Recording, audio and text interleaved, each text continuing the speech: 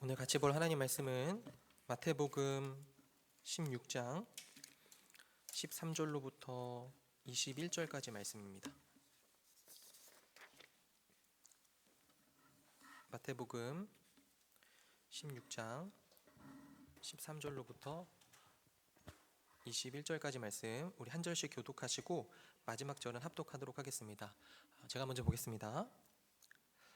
예수께서 빌립보 가이사랴 지방에 이르러 제자들에게 물어 이르시되 사람들이 인자를 누구라 하느냐?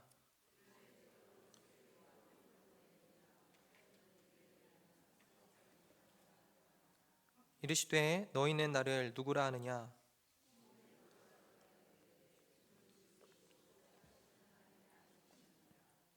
예수께서 대답하여 이르시되 바요나 시몬아 내가 복이 있도다. 이를 내게 알게 하신 이는 혈육이 아니요 하늘에 계신 내 아버지이시니라.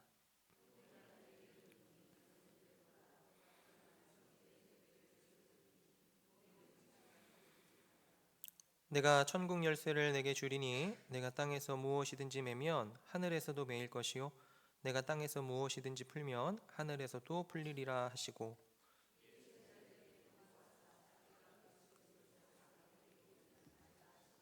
같이 읽겠습니다. 이때로부터 예수 그리스도께서 자기가 예루살렘에 올라가 장로들과 대제사장들과 서기관들에게 많은 고난을 받고 죽임을 당하고 제자들에게 비로소 나타내시니. 아멘. 여러분들 지금까지 저와 함께 이 몇 주간 좀 띄엄띄엄이긴 하지만 율법주의라고 하는 세계관, 그것이 어떤 마음과 또 생각, 행동들로 이어지는지를 같이 살펴보았습니다. 질투도 있었고요, 거래도 있었고, 자기애 등등이 있었어요. 그리고 여러분에게 이 설교가 유익이 되었다면 생각보다도 훨씬 이 율법주의라고 하는 세계관이 나를 지배하고 있구나, 그러니까 내 생각과 또 관계, 이번 주 가졌던 나의 마음을 지배하고 있구나라는 생각이 드셨을 겁니다. 오늘은요 조금 본질적인 주제로 가서요, 율법주의자가 예수님을 어떻게 생각하는지를 보려고 합니다. 지금까지 율법주의를 계속 이렇게 정의했었어요. 나의 선함을 매개로 하나님과 관계를 맺는다고 생각하는 신앙의 형태 또는 세계관입니다. 그러니까 내가 이룬 것, 내가 가진 것, 내가 소유한 어떤 것이 곧 나의 가치라고 평가를 하는 겁니다. 그런 사람들이 예수님을 어떻게 생각하는지를 함께 살펴보려고 합니다. 주안의 사랑 여러분, 기독교에 있어서요 가장 중요한 질문은 뭘까요? 대부분 이 자리에 오신 분들은요, 난 그리스도인이다 라고 하는 정체성이 있으실 겁니다. 없으신 분도 괜찮습니다. 그런데 대부분은 있으시겠죠. 그러면 여러분들이 기독교인, 그리스도인이라고 했을 때 여러 가지 질문들 중에서 가장 중요한 질문은요, 예수님은 누구입니까? 라는 질문입니다. 그리고 여기에 대한 여러분들의 답변이 굉장히 중요해요. 예수님은 누구입니까에 대한 물음 말이죠. 여러분과 제가 기독교 신앙을 가지고 있다는 것은요, 그냥 저희가 좀 착하게 다른 사람들과는 조금 다르게 거룩하다라든지, 아니면 주일에 교회를 간다라든지, 아니면 어떤 기도라든지 종교적 행위를 열심히 한다, 이 정도가 아니고요, 세상 사람들이 전혀 생각하지도 못하고 만나지도 못하는 예수님을 알고 만났다는 데 있습니다. 혹시 작년 2023년에 넷플릭스를 통해서 방영된 다큐멘터리 나는 신이다 라는 프로그램 혹시 아시나요? 보신 분들 계신지 모르겠습니다. 사이비 종교를 다룬 프로그램인데요, 생각보다도 훨씬 악랄하고 교활했습니다. 정명석이라든지 이재록이라든지 성범죄를 저지르고 있다는 것을 알고 있었지만 이렇게 세세하게 드러내서 보여주니까 이게 좀 적나라하기도 해서 보기가 힘들더라고요. 여러분, 정명석, 이재록 같은 사람들은요, 방식은 다르지만 자신이 메시아라고 주장을 했습니다. 그리고 많은 사람들이요 그 둘을 따랐죠. 여기에도요 메시아 예수가 누구인지에 대한 이해가 있습니다. 자칭 메시아의 주장은요, 나를 위해 헌신하라 라고 하는 것이었어요. 그것이 돈이든 성이든 시간이든지 말입니다. 만민중앙교회 같은 데 보면요, 헌금을 낸 순서대로 차등을 두더라고요. 교회에 그런 문화들이 있었습니다. 그러니까 얼마큼 많이 냈느냐, 이걸로 이제 따지는 거죠. 그러니까 헌신해라. 그러면 내가 너에게 원하는 것을 주겠다라는 겁니다. 율법주의죠. 그렇게 헌신하지 않으면 구원받지 못한다는 거예요. 자신의 선함을 매개로 신과 관계를 맺을 수 있다는 세계관, 그것도 아주 과격한 율법주의입니다. 이 자칭 메시아들은요, 이렇게 사람들을 협박하고요, 자신이 원하는 것을 얻었습니다. 돈이든 성이든 시간이든지요. 제가 그 프로그램을 보면서 충격을 받은 건요, 악랄한 교주, 진짜 사람이라는 게 어떻게 이렇게까지 악독해질 수 있는가라는 그 사람의 모습이기도 했지만요, 그 교주를 따르는 사람들의 폭력적인 모습들이었습니다. 테러를 막 일삼으면서요, 사람들을 공격하고 방송국에 막 쳐들어가서 때려 부수고요. 광신이죠. 그런데 이 모습 역시 그들이 따르는 메시아가 누군지, 그 메시아를 어떻게 생각하는지에 따라서 나오는 모습들입니다. 여러분, 팀 켈러 목사님은요, 이런 과격한 광신의 모습을 분석하면서 이런 이야기를 합니다. 바리새파 사람들은 대표적인 율법주의자들이죠. 좀 길지만 한번 들어보십시오. 바리새파 사람들은 윤리적으로 반듯하며 올바른 교리를 쫓아 살고 있으므로 스스로 하나님 앞에 의롭다 믿었다. 이는 자연스럽게 같은 수준의 신앙을 소유하지 못한 이들에 대한 우월감으로 이어지며 거기에서부터 다양한 형태의 학대와 배척, 억압이 시작된다. 광신이라고 보는 현상의 핵심이 바로 여기에 있다. 하지만 기독교 신앙의 본질이 은혜로 말미암은 구원, 다시 말해 인간의 행위가 아니라 그리스도가 우리를 위해 행하신 역사 때문에 얻은 구원에 있다면 어떻게 되는가?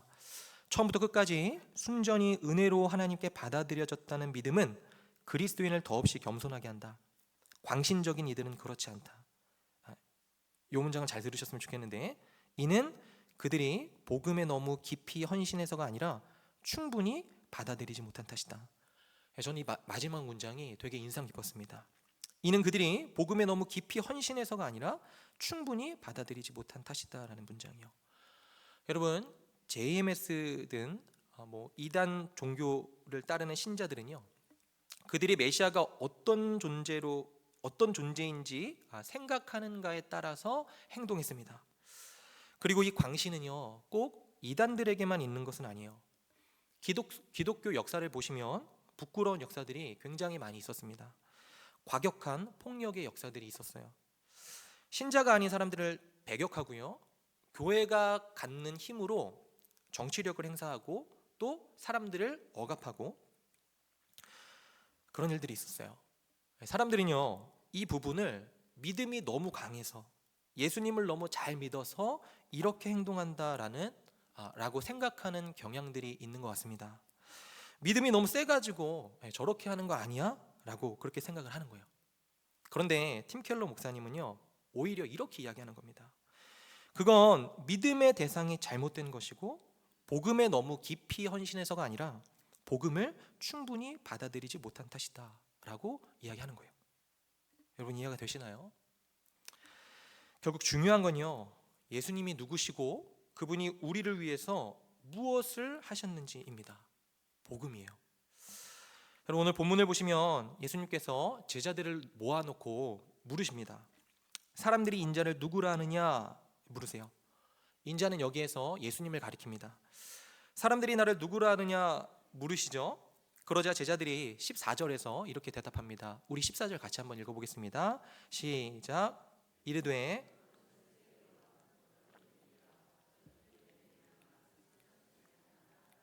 아멘. 세례 요한, 엘리야, 예레미야, 이분들은요, 그 당시 유대인들이라면 누구나가 다 아는 선지자였습니다. 그리고 사실 유대 사회에서 엘리야다, 예레미야다 이런 호칭을 듣는 것은요, 굉장히 큰 영광이었습니다. 아마 사람들도 그렇고요, 제자들도 그렇고요, 이 예수님을 당시 유대 사회에서 최고로 들을 수 있는 명성으로 호칭하고 있는 것이다 라고 생각을 했을 거예요.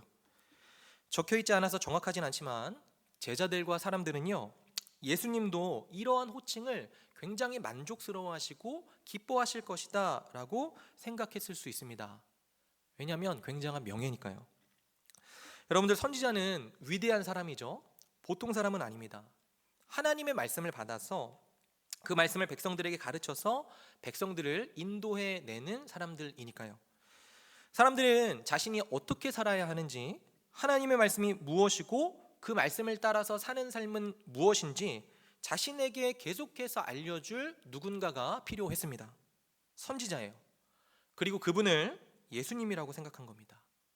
이런 생각으로 예수님을 내가 어떻게 살아야 되는지, 어떻게 살아야지 하나님께 받아들여지는지, 무엇이 선한 행동인지 계속 하나님의 뜻을 내게 가르쳐 줄 분이라고 생각을 한 거예요.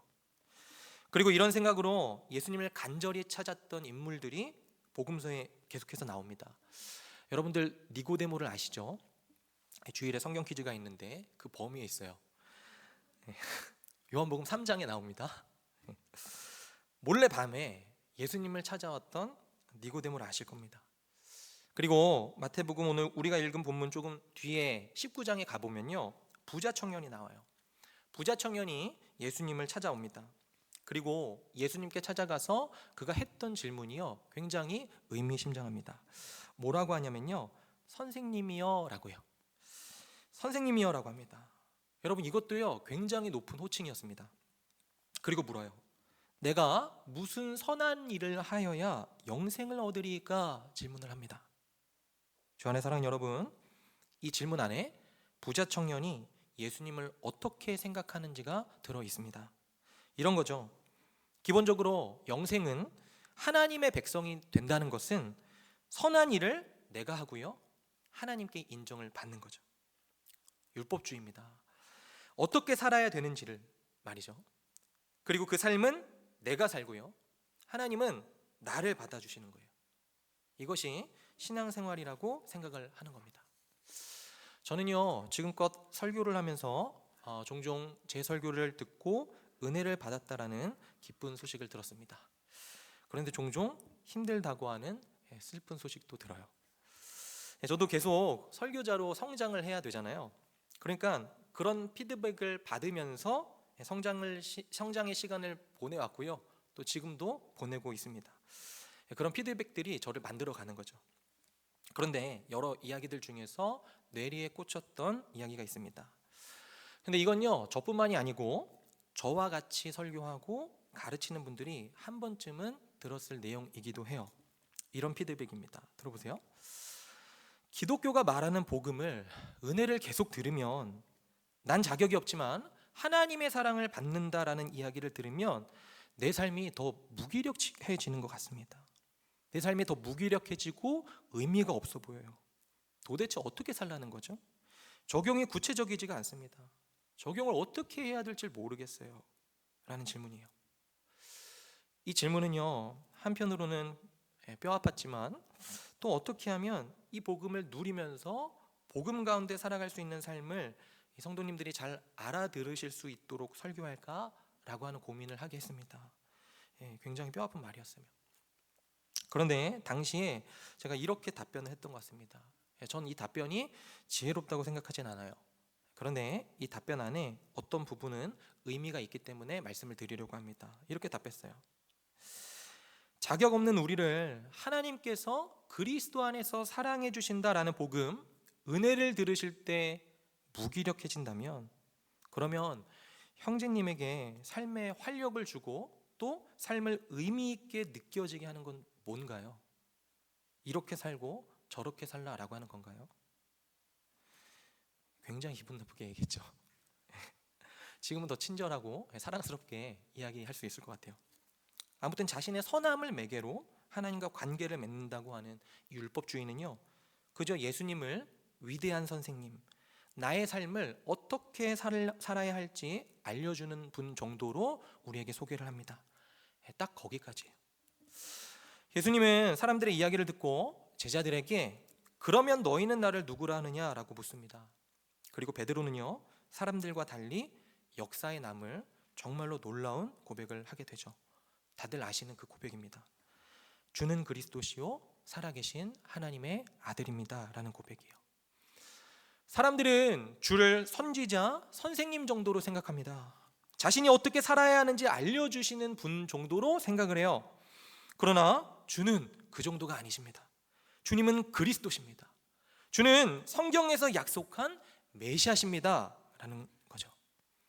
이 메시아는요, 히브리어고요, 그것의 헬라어가 그리스도거든요.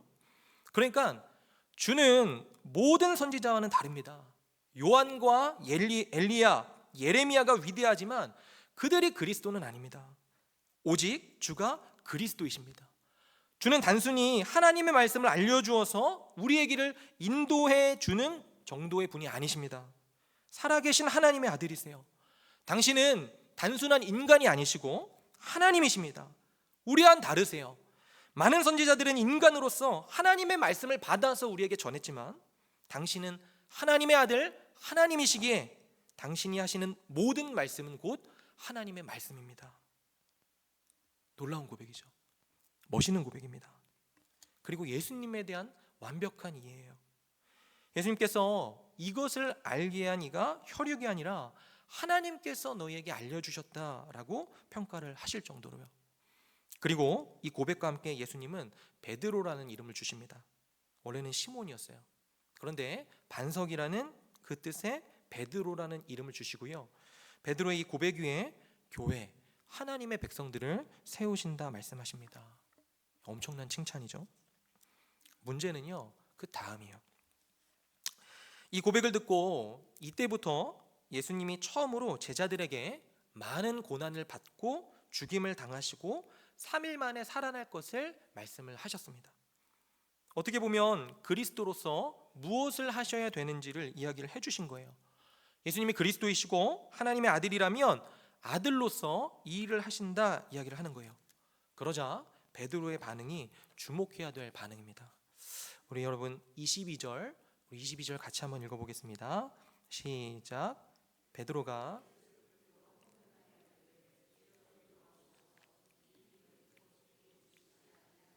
아멘. 여러분 이 부분이 진짜 무서운 부분입니다. 섬뜩한 지점이에요. 그리고 저의 바람은, 설교자로서의 제 바람은요, 여러분들이 22절 앞에서 함께 좀 진지해지셨으면 좋겠다는 것입니다. 여러분, 베드로는 예수님을 향한 오류가 없는 완벽한 신앙 고백을 했습니다. 하나님이시고요, 그리스도이시라고요. 그런데 베드로가 정말로 그렇게 생각했을까요? 예, 그렇게 생각했을 겁니다. 베드로는요, 정말로 앞에 계신 분이 다르다는 것을 알았어요.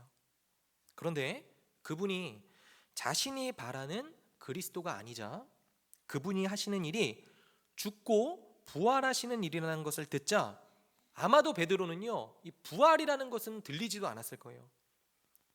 고난받고 죽으신다라고 하는 것에 엄청난 충격을 받게 됩니다. 베드로는요, 눈이 돌아갔어요. 예수님을 붙들었습니다. 감정이 느껴지는 거죠. 그리고 항변해요. 분노하면서 쏟아냅니다. 주여, 그리 마옵소서. 절대 그런 일이 주께 미치지 못할 것입니다. 그러면 안 되세요, 예수님. 정말 베드로는 예수님을 하나님으로 생각했을까요? 정말 베드로는 예수님을 하나님이 약속하신 그리스도라고 생각을 했을까요? 그랬을 겁니다. 근데 여러분, 만약 예수님이 이 부분에서 메시아로서 하실 일을 이렇게 이야기했다고 한번 생각해 보세요. 베드로의 기대대로요. 베드로야, 너 정말 잘 말했다. 나는 그리스도고 하나님의 아들이야. 그리고 나는 다윗의 왕위를 물려받을 사람이야. 로마의 압제로부터 지금 고통받는 백성들을 구해서 다윗의 왕국보다 훨씬 강하고 번영하고 부한 왕국을 세울 거야. 다윗의 왕국은 금세 끝났지만 나의 왕국은 영원히 번영할 거야. 자, 이제 나와 함께 로마 정권을 무너뜨리러 가자 라고 이야기를 했다면요, 베드로는 예, 주님, 그렇습니다. 바로 그거예요. 당신이 그리스도입니다. 하나님의 아들로서 당신이 하셔야 할 일, 그게 맞습니다. 그거예요 라고 말을 했을 거예요. 하지만 예수님은 그러지 않으셨죠. 그리고 베드로는 이성을 잃고 예수님을 붙잡고 항변합니다. 그렇게 하지 마시옵소서. 그분이 하나님이시라도요. 그분이 그리스도시라고 해도 말이죠. 이 부분이 무서운 부분입니다. 완벽한 신앙 고백을 한 베드로도 율법주의자였습니다. 완벽한 신앙 고백을 해도 우리가 정말 예수님을 그렇게 여기는가는 다른 문제예요. 저는요, 성경이 가르치는 바 예수님이 누구신가에 대해서 자세히 가르칠 수 있습니다. 신학 공부를 했고요, 그리스도의 성육신, 그리스도의 고난, 그리스도의 삼중직, 대속, 신성과 인성, 낮아짐과 높아짐 다 설명할 수 있어요. 성경이 그것을 어떻게 가르치는지 여러분들에게 성실하게 설명드릴 수 있습니다. 그런데요, 예수님을 정말 그렇게 여기는가는 다른 문제예요. 이 부분이 정말 무서운 지점이죠. 율법주의자는요, 선생을 원합니다. 자신이 어떻게 선하게 살아야 하는지를 알려줄 사람을 원하는 거죠. 영생을 얻기 위해서요. 부자 청년과 디모데처럼 말입니다. 하나님의 사랑을 받기 위해서요. 하지만 그 선생이 가르쳐주는 바가 자신이 전혀 생각하지 못했던 것이거나 자신이 전혀 행할 수 없는 것이라고 생각을 할 때 율법주의자는요, 그 선생을 버립니다. 그것이 부자 청년이 예수님을 떠난 이유였고요, 베드로가 예수님께 항변했던 이유입니다. 율법주의자는요, 인도자를 원하지만 정말 그가 원하는 인도자는 자신을 반대하지 않는, 자신을 저항하지 않는, 자기를 지지하는 인도자예요. 주 안의 사랑 여러분, 여러분들이 이 시간 원하는 것은 여러분이 어떻게 살아야 하는 것을 알려주는 교사입니까? 아니면 여러분을 지지해주는 지지자세요? 여러분들은 정말로 구원자를 원하고 계십니까? 여러분이 성경의 가르침을 따라서 예수님을 그리스도로 고백한다라고 해도 정말 그렇게 여기는가, 실상이 그러한가는요, 다른 문제예요. 여러분의 예수님은 누구십니까? 예수님은요, 베드로의 고백대로 정말로 그리스도시고 하나님의 아들이세요. 베드로의 고백 후에 예수님은 그런 자신이 무엇을 할지 제자들에게 본격적으로 알려주시기 시작하십니다. 많은 고난을 받고 죽임을 당하고 제3일에 살아나는 거예요. 여러분, 그런데 왜 이 시점부터 예수님은요, 죽음과 부활을 알려주셨던 걸까요? 베드로가 완벽한 신앙 고백을 한 이 시점부터 말이에요. 아까 이야기했던 대로 그리스도이자 하나님의 아들로서 자신이 해야 될 일을 알려주시는 겁니다. 말하자면요, 제자들에게 필요한 것은 어떠한 가르침을 주고 그 가르침을 따르게 하는 선생, 그래서 선하게 살 수 있게 해줘서 하나님의 사랑을 받게 해주는 선생 정도가 아니라는 겁니다. 예수님은요, 그걸 아셨어요. 선을 행할 수 없는, 아니 선을 행하기도 하지만 여전히 모든 선에 악이 묻어있는 선함, 그래서 자신의 선함으로 하나님께 받아들여지고 사랑과 인정을 받을 수 있는 사람은 아무도 없다라는 것을 아시기에 제자들과 자기 백성들에게 필요한 것은요, 단순히 선생 정도가 아니라 구원자라는 것을 알려주시기를 원하셨습니다. 그래서 죽고 부활하시는 것을 말씀하신 거죠. 무엇을 하라고 가르치는 것이 아니고 우리를 위해 무엇을 하시는 분, 자기 백성들의 죄가 되어서 십자가에서 죽으시고 대신 형벌 받으시고 부활하시기까지 행한 모든 의로움으로 하나님의 자녀라는 권세를 자기 백성들에게 주시는 것이 필요하다는 것을 제자들에게 알려주시기 시작하는 거예요. 제자들에게 단순히 지지자가 아니고요, 그들은 정작 자신들이 무엇이 필요한지 몰랐지만 그들을 참으로 인도해낼 구원자가 필요하다는 것을 가르쳐주고 계시는 겁니다. 그리고 실제로 예수님은 그렇게 하셨죠. 여러분, 저는요, 여러분들이 느끼실지 모르겠지만 제게 주어진 시간마다 복음을 전하려고 합니다. 그리고 복음을 전할 때 여러분들 중에 이런 의문을 가졌던 분이 계신지도 모르겠어요. 저는요, 종종 설교 말미에 그리스도께로 나오십시오라고 합니다. 그리스도께로 나오십시오라고 해요. 들어보셨죠? 네. 그런데 예수님께 나오십시오라고는 하지 않았습니다. 그리스도께 나오십시오라고 해요. 왜 그랬을까요? 혹시 이런 거 궁금해하신 적 있으세요? 여러분, 예수님이라고 할 때 우리는요 다양하게 생각할 수 있습니다. 약한 자를 돌보시는 분, 그래서 본받을 분, 능력이 많으신 분, 그래서 내가 원하는 걸 주시는 분, 그렇게 생각할 수 있죠. 그런데요, 예수님을 그리스도로 아는 것은 다릅니다. 그리스도는 직분명이죠.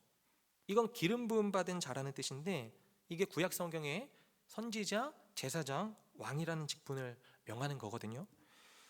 저는 목사입니다. 목사지만 저를 다양하게 부를 수가 있어요. 저의 아이들은요 저를 아빠로 압니다. 저의 아내는요 저를 남편으로 알아요. 저의 부모님은요 저를 아들로 알 겁니다. 그게 다 저예요. 각자가 저를 정의하는 건 다릅니다.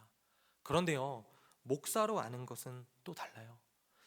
하나님께서 권위를 주셔서 영혼을 돌보는 영혼 돌봄이, 단순히 몸이 아니고 그 사람의 집안이 어떻고 직업은 어떻고 그런 사정이 아니고 영혼을 사랑하고 돌보는 직분을 주신 사람으로 아는 겁니다.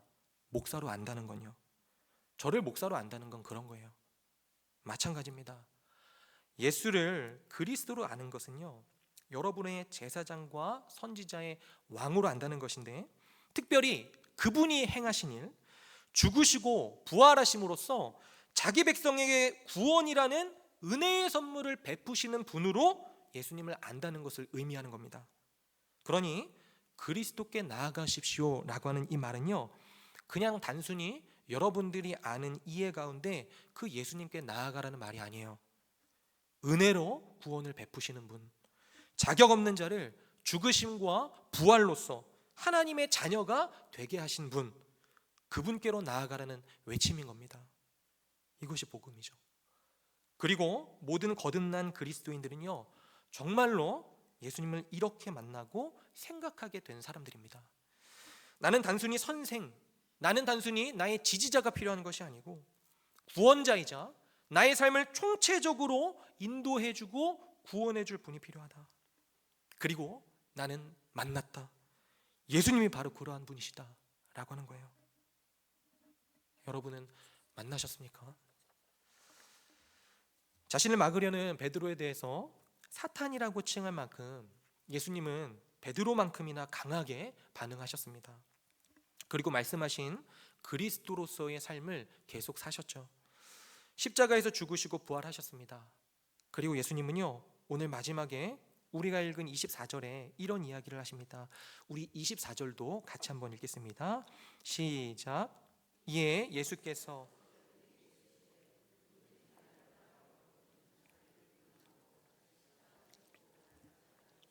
아멘. 여러분들 이 말씀을요 오해하지 마십시오. 예수님은요 이 말씀을 선생으로서 하신 말씀이 아닙니다. 자기 십자가를 지고 따르면 하나님의 사랑과 인정을 받을 것이라고 이야기하신 게 아니에요. 우리를 위해서 십자가를 지신 분으로서, 그래서 하나님께 영원한 인정과 행복을 받게 하신 분으로서, 우리를 구원하신 분으로서 이야기하는 겁니다. 이렇게 얘기하는 거죠. 이제 너희들은 다른 삶을 살아야 하는데 구원을 받은 사람으로서 사는 삶은 한편으로는 너희를 부인하고 고통을 감내하며 사랑하는 삶이다. 그건 십자가를 지는 삶이다. 이렇게 이야기하는 거예요. 하나님이 너희를 값없이 은혜로 받으셨다. 그러니 이제는 다른 삶을 살아야지 라고 이야기하는 거예요. 여러분, 제자들이 이 말씀을 이해했을까요? 아마 당장 이해하지 못했을 겁니다. 아니, 부활하신 예수님을 뵙고도 당장은 이해하지 못했어요. 베드로는요 다들 아시다시피 예수님이 십자가에 죽으실 때 3번 부인하고 도망갔잖아요. 그런데 예수님이 부활하신 후에 갈릴리의 바다 생업으로 돌아간 이 베드로를 찾아 나서십니다. 찾아 나서서 요한의 아들 시몬아, 네가 나를 사랑하느냐? 네가 나를 사랑하느냐? 3번 물으셨어요. 그리고 용서해 주시고 다시 교회를 돌볼 사명을 주십니다. 그리고 난 다음에 베드로가 앞으로 어떤 삶을 살지에 대해서도 이야기해 주세요. 요한복음 21장 18절인데 제가 읽겠습니다. 내가 진실로 진실로 내게 이르노니 네가 젊어서는 스스로 띠띠고 원하는 곳으로 다녔거니와 늙어서는 내 팔을 벌리리니 남이 내게 띠띠우고 원하지 아니하는 곳으로 데려가리라. 그러니까 이제 십자가를 지는 삶인 거예요. 앞으로의 베드로의 삶이 말이죠. 그리고 성경에 적혀 있진 않지만 전승에 의하면 베드로도 역시 십자가 처형을 당했다고 합니다. 그런데 이 말을 듣고요, 베드로가 어떻게 반응했는지 아세요? 이게 재밌습니다. 우리 20절, 21절 이거 한번 같이 읽어보겠습니다. 시작. 베드로가 돌이켜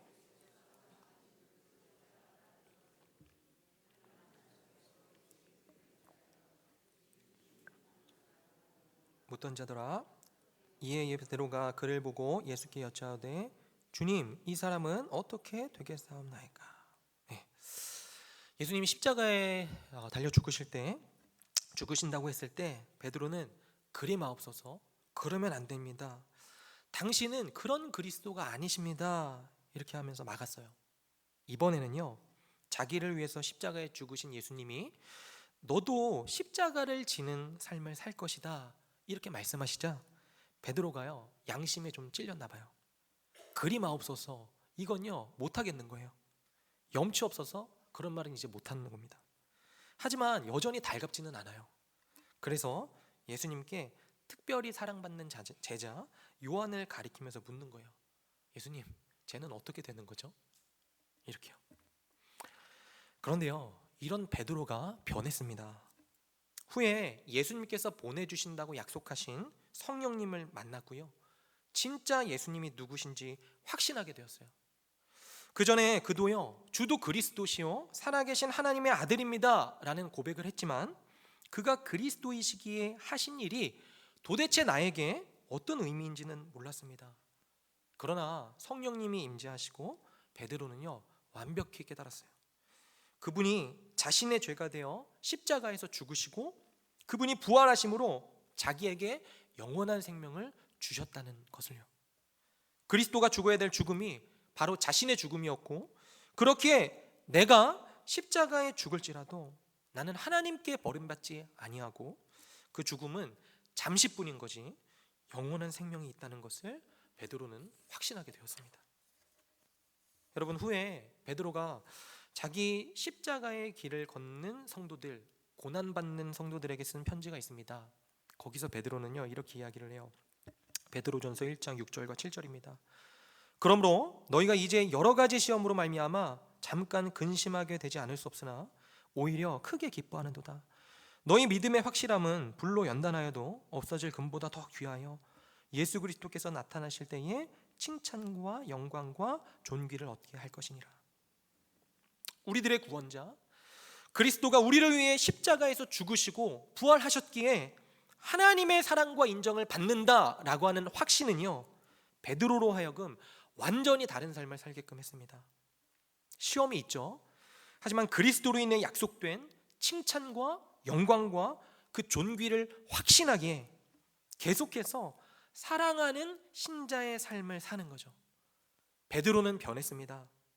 그리 마옵소서라는 베드로가 묵묵히 자신에게 허락된 사랑의 삶, 그 삶을 살아가는 거예요. 이것이 십자가입니다. 그의 고백처럼 그분이 그리스도시고 정말로 살아계신 하나님의 아들이시라는 것을 알게 되었거든요. 그리고 그분이 그리스도로서 하신 일도 말이죠. 저는요 강단에서 개인적인 이야기를 하는 걸 선호하진 않지만 여러분들의 이해를 돕기 위해서 저의 이야기를 하고 설교를 마치려고 합니다. 저는 목회를 하면서요 꼭 풀고 싶은 문제가 있었습니다. 뭐냐면요, 교회도 잘 사랑하면서 가정도 잘 사랑하는 거예요. 목회자로서도 성도들을 잘 사랑함과 동시에 가정에서 아빠로서 또 남편으로서도 가정을 잘 사랑하는 겁니다.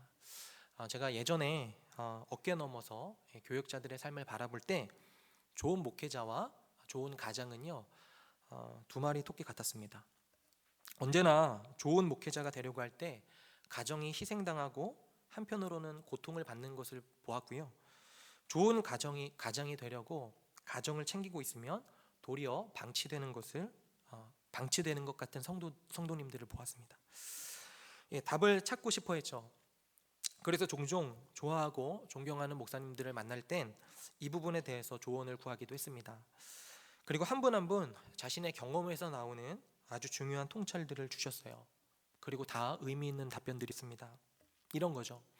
어떤 목사님은요, 가정, 그러니까 아내와 자녀들이 교회를 사랑하는 것이 답이 된다. 사랑하게끔 도와줘라 이야기했습니다. 맞죠? 맞습니다. 아내와 자녀들이요, 교회를 목회자와 같이 사랑할 때 가족들도 행복할 수 있을 거예요. 인내할 수 있는 힘도 생기고요. 하지만요, 완벽한 답은 아니었습니다. 왜냐하면 교회를 사랑한다 해도요, 저의 아내로서 또 자녀로서 감내해야 되는 외로움, 가장의 빈자리는 사라지지 않는 거거든요. 어떤 목사님은요, 이런 이야기를 해줬습니다. 목사님, 사실 목사님의 1차적인 부르심은 가장이라는 부르심입니다. 교회의 목회자는 누구든지 할 수 있어요. 그런데 사모님의 남편, 자녀들의 아빠는 목사님밖에 못해요. 그러니 가정을 더 많이 사랑해 주십시오 라고 말이에요. 좋았습니다. 되게 의미 있는 말씀이었어요. 정답입니다. 그런데요, 그것도 완벽하지 않았어요. 그렇게 가정을 사랑할 때 또 어찌 되었든 제가 목회자로서 사랑을 못하는 부분이 생기기 마련이거든요. 딜레마였습니다. 정답을 찾고 싶었어요. 정답을 찾지 못한 채 계속 모호하게 살 수는 저로서는 없었거든요. 근데 저는요, 그러던 중에 답을 찾는 걸 포기했습니다. 모호한 인생에서 답을 찾기보다는 그 모호함을 끌어안은 채 하나님을 신뢰하면서 살아가기로 한 거예요. 그리고 오늘 내가 사랑해야 할 가족과 교회를 있는 힘껏 성실하게 사랑하자라는 생각을 했습니다. 그리고 이것이 저의 십자가예요. 모호함을 끌어안은 채 오늘 순종해야 할 사랑을 계속하는 거죠. 하나님을 신뢰하면서요. 저는 이런 모호함을 주신 하나님께 하나님 그리 마옵소서, 그렇게 하지 마옵소서 라고 말할 생각이 없습니다. 이것이 저에게 예수님이 선생, 지지자 정도가 아니고 구원자이자 나를 인도해 주시고 그리고 앞으로도 인도해 주시는 주로서 그분을 만나고 결심했던 마음이었어요. 주 안에 사랑하는 여러분, 여러분들에게 예수님은 누구십니까? 우리 같이